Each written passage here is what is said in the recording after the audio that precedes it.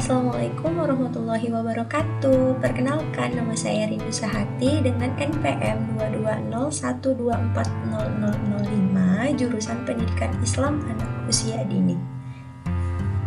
Bagaimana sih pendidikan Islam pada masa Bani Umayyah dan masa Bani Abbasiyah? Lalu bagaimana tentang kurikulum pada pendidikan Umayyah dan Abbasiyah? Berikut penjelasannya.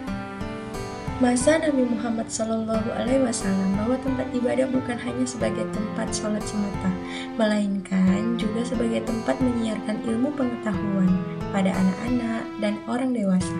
Bahkan di masa dinasti Umayyah dan dinasti Abbasiyah, masjid dilengkapi dengan berbagai macam fasilitas pendidikan dari berbagai macam disiplin keilmuan yang berkembang pada masanya. Wajar jika dilihat melalui sejarah, eksistensi masjid yang berperan cukup aktual dalam memberikan pencerahan untuk generasi umat Islam. Sejarah mengemukakan bahwa sebelum muncul sekolah dan universitas sebagai lembaga pendidikan formal dalam dunia Islam, sesungguhnya sudah berkembang lembaga-lembaga pendidikan Islam non-formal, di antaranya adalah masjid. Masa dinasti Umayyah dan dinasti Abbasiyah, masjid yang didirikan oleh penguasa umumnya dilengkapi dengan berbagai macam fasilitas pendidikan seperti tempat belajar, ruang perpustakaan, dan buku-buku dari berbagai macam disiplin keilmuan yang berkembang pada saat itu. Sebelum Al-Azhar didirikan di Kairo, sesungguhnya sudah banyak masjid yang dipakai sebagai tempat belajar, tentunya dengan kebijakan penguasa pada saat itu.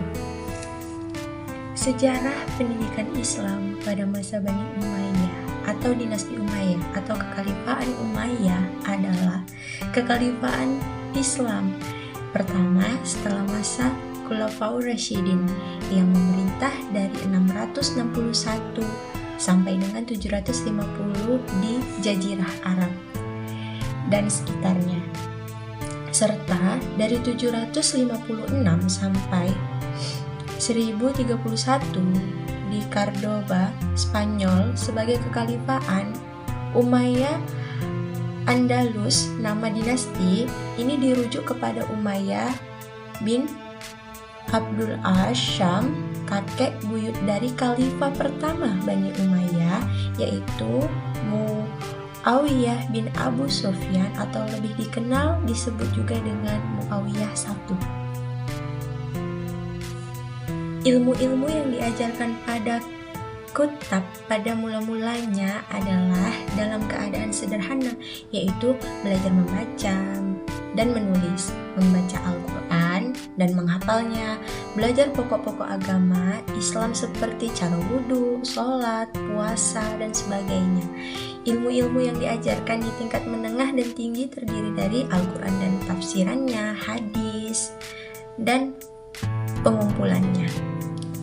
Ciri-ciri pendidikan pada masa Umayyah yang dilalui oleh kaum muslimin pada masa kebangkitan, yaitu masa Rasul, Khulafaur Rasyidin hingga masa Umayyah.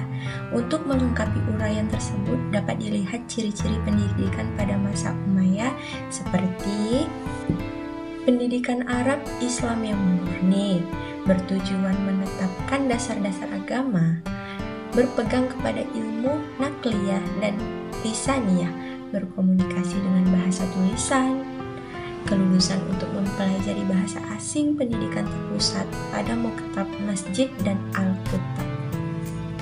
Sejarah pendidikan Islam pada masa Bani Abbasiyah. Sejak lahirnya agama Islam, lahirlah pendidikan dan pengajaran Islam. Pendidikan pengajaran Islam itu terus tumbuh dan berkembang pada masa Khulafaur Rasyidin dan masa Bani Umayyah. Pada permulaan masa Abbasiyah, pendidikan dan pengajaran berkembang dengan sangat hebat di seluruh negara Islam, sehingga lahir sekolah-sekolah yang tidak terhitung banyaknya, tersebar di kota sampai ke desa-desa. Anak-anak dan pemuda berlomba-lomba untuk menuntut ilmu pengetahuan, pergi ke pusat-pusat pendidikan, meninggalkan kampung halamannya karena cinta akan ilmu pengetahuan. Tujuan pendidikan tersebut dapat disimpulkan sebagai berikut. Yang pertama, ada tujuan keagamaan dan akhlak. Yang kedua, ada tujuan kemasyarakatan. Yang ketiga, ada tujuan kebendaan.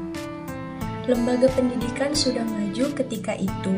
Hal yang ditandai dengan lembaga pendidikan terdiri dari 2 tingkat. Yang pertama itu ada maktab atau kutab dan masjid, yaitu disebut lembaga pendidikan terendah atau pertama tempat anak-anak mengenal dasar bacaan, hitungan, tulisan, dan tempat para remaja belajar dasar-dasar ilmu seperti tafsir, hadis, fikih, dan bahasa. Yang kedua, ada tingkat pendalaman. Nah, lembaga ini disebut sebagai tingkat kedua. Para pelajar yang ingin memperdalam ilmunya, meramu untuk menuntut ilmu kepada seseorang atau beberapa orang ahli dalam bidangnya masing-masing. Pada umumnya ilmu yang dianut adalah ilmu ibadah atau agama. Kurikulum pendidikan Islam masa Bani Abbasiyah sudah tersusun secara sistematis, yaitu kurikulum pendidikan dasar pengajarannya adalah membaca Al-Quran dan menghafalnya. Pokok-pokok agama Islam, diantaranya itu belajar berwudu, sholat, puasa, dan sebagainya.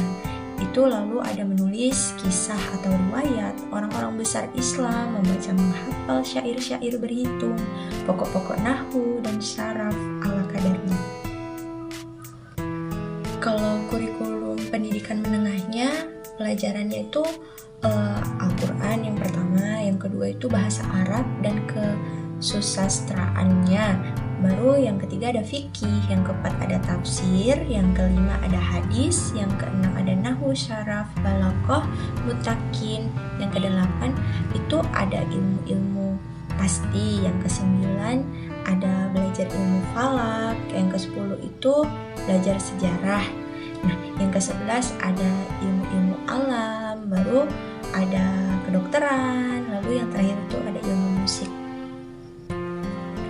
Kurikulum pendidikan tingginya itu ada rencana pelajaran pada perguruan tinggi Islam. Nah, itu dibagi menjadi 2 jurusan. Yang pertama itu ada jurusan ilmu-ilmu agama dan bahasa serta sastra. Nah, yang kedua itu Arab atau disebut ilmu-ilmu nakliyah, jurusan ilmu-ilmu umum atau disebut ilmu akliyah.